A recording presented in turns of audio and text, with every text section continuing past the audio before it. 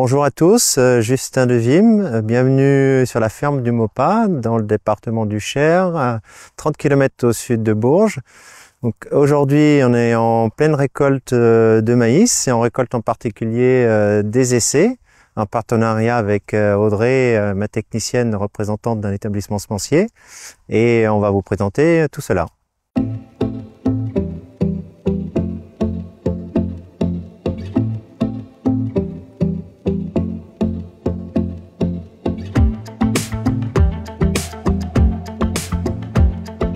Donc on cultive du maïs sur l'exploitation familiale, donc je représente la troisième génération, c'est mon grand-père qui a commencé ici dans les années 60. Donc il s'est vite intéressé au maïs parce qu'il a vu le potentiel de cette plante.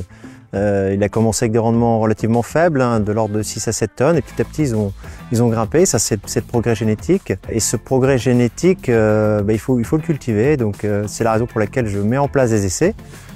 Pour voir un peu les performances des nouvelles variétés qui sortent régulièrement, parce que c'est très important de renouveler ces variétés puisque la génétique ne cesse de croître et les rendements avec.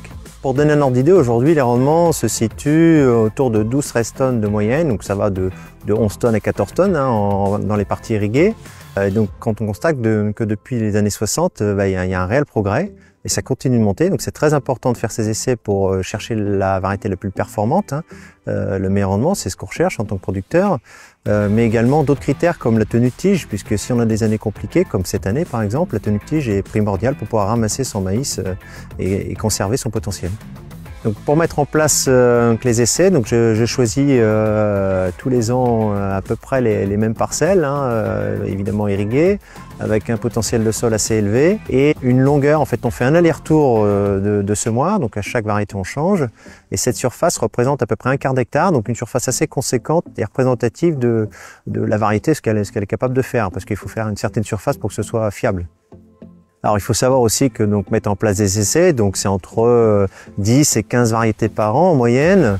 Ça prend du temps, parce que notamment lors de la récolte, ce qu'on est en train d'effectuer, il faut prendre le temps de peser, ça se fait en plusieurs fois, donc il faut accepter de prendre un peu de temps pour le faire, mais je pense que c'est réellement intéressant pour l'agriculteur à la fin, ça lui permet de choisir après les variétés les plus adaptées à son terroir. Donc là, les conditions de récolte cette année sont un peu particulières. L'année, elle est assez atypique. Elle a commencé humide, elle termine humide. Donc les champs de récolte prennent du retard, sont faits dans des conditions un peu difficiles. Donc on fait ce qu'on peut.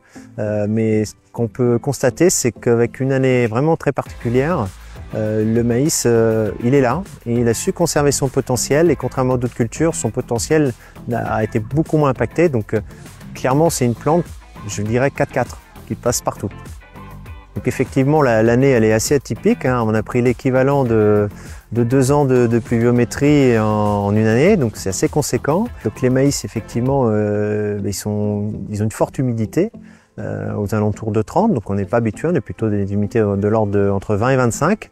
Et donc avec ma moissonneuse qui me donne en instantané le taux d'humidité du maïs, ça me permet de tirer quelques conclusions sur certaines variétés ou certaines zones de parcelles, notamment des types de sols différents, qui permettraient de faire sécher le maïs plus vite naturellement. Donc quelque part la mise en place des essais, donc c'est un état d'esprit, ça demande du temps comme je disais. Moi ce qui me motive le plus dans les essais, c'est que le maïs c'est une plante passionnante et on a hâte de découvrir la suite, de découvrir les nouvelles variétés, ce qu'elles ont dans le ventre, ce qu'elles sont capables de produire.